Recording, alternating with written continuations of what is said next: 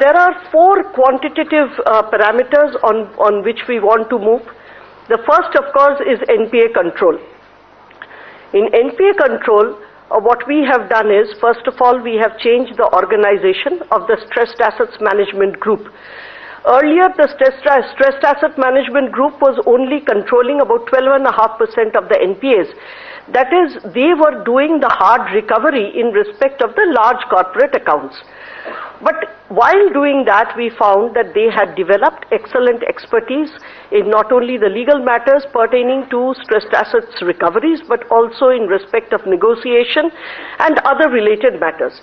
As a result, we decided that it was necessary for us to move the stressed asset recovery branches that were actually reporting into the NBG, that is the National Banking Group, so as to have better focus and better outcomes. With that in mind, what we have done is we have now changed the structure, created 4 general managers, north, south, east, west, who will be reporting into the stress management group and who will actually be owning these stressed asset recovery branches in their circles. We have also made it easier for the other verticals, CAG and MCG, to migrate all of their accounts which need hard recovery measures into CAG. And with that, we hope that the CAG will be much more focused and will be much more able to bring about faster resolution. The other thing that we have done along with this is we have created various committees which look at not the stressed assets, but those accounts which are beginning to show weakness. That means not the NPA accounts only, but the accounts which are beginning to display weakness. And the largest of that committee, that is the one that looks at the largest loans, those above 500 crores, is headed by me. The one that looks at loans between 100 to 500 crores is headed by Mr. Pradeep Kumar, our MD of Corporate Banking.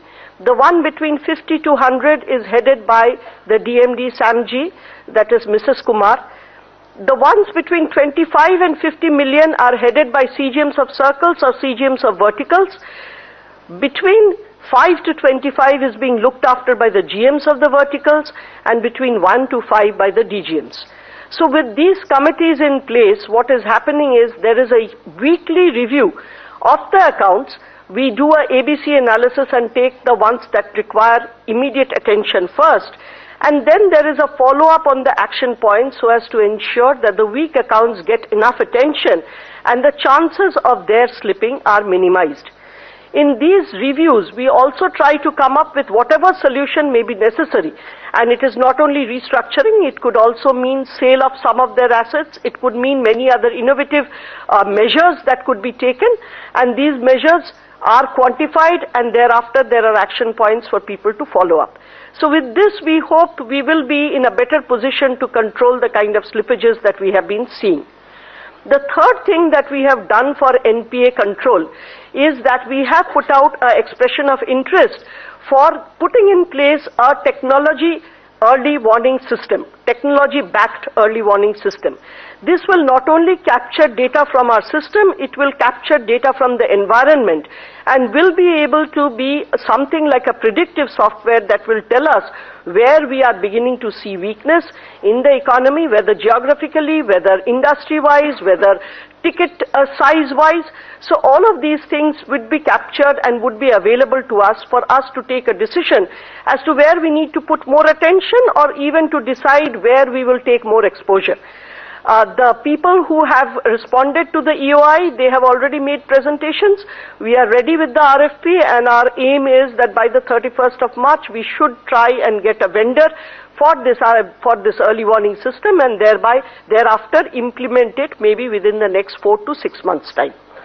So that is regarding the NPA control. The second area that we are looking at very closely is cost control. Now, costs are something which some extent may not be amenable to control, that is where our employee wages are concerned, but in many other areas there is a lot that we can do. And therefore in the area of cost control, we are looking at areas like travel, areas like centralization of all purchases, areas like energy consumption. There is already a plan in place. The CFO is the owner of this particular initiative. We have also brought on board all the circles and all the other verticals, and cost control is something that we are really proceeding on. You will see a little bit of it in the presentation we have here today, but please keep in mind that that was only about 45 days work. So going forward, and especially going forward when we budget for the next year, we definitely intend to see some kind of better control in that area. The third area that is engaging our attention is other income. And in the other income, various initiatives like government business, like cash management products, like our POS business, ensuring better realization of the written off accounts, all of this is receiving attention.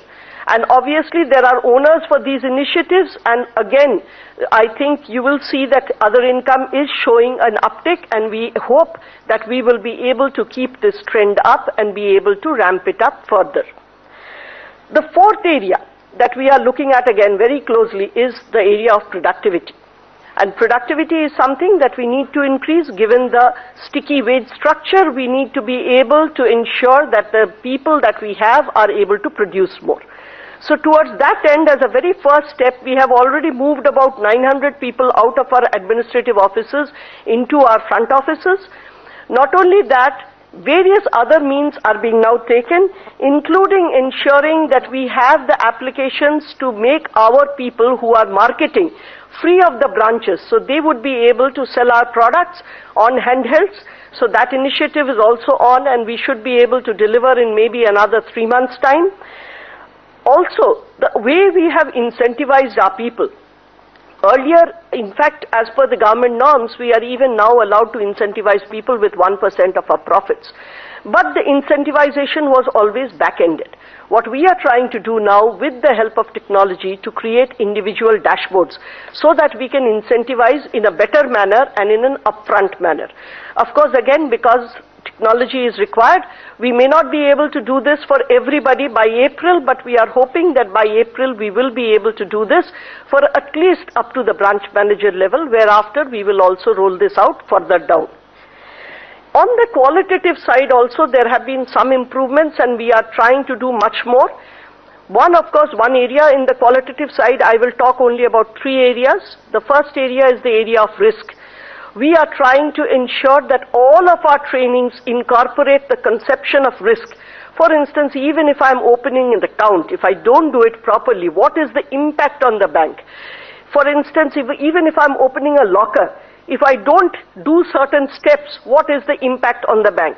So in that way, every single training that we have, not only in credit but also in operational areas, we are trying to ensure that the risk element comes into the training. We are also now making it mandatory that certain roles will have to go through certain trainings, and not only as a one-time measure but as an ongoing measure.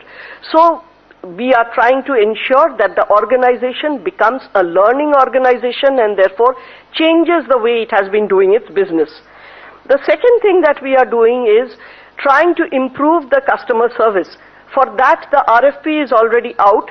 We will be doing a time and motion study of every single element in our front office. We will also be seeing what are the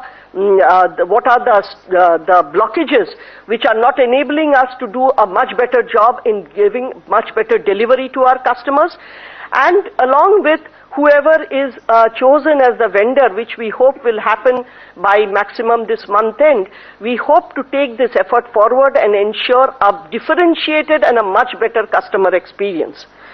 The third area where we have just got the board clearance to launch a limited RFP is in the area of HR.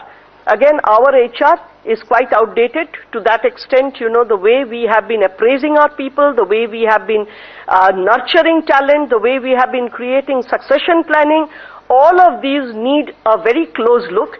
We intend to do that, and to that extent, again, probably by the end of March we should have, if not the end of March, at least by the end of April, we should have the vendor in this area, and we will be going ahead and doing these. So I thought, the major initiatives that we have launched since this new team has come into being, that I should discuss these matters with you and let you know that these are the initiatives we are doing. The results today show a little bit of what we have been trying to achieve, but we hope that going forward we will be able to show you the benefits and that should accrue to the bank as we take these initiatives forward.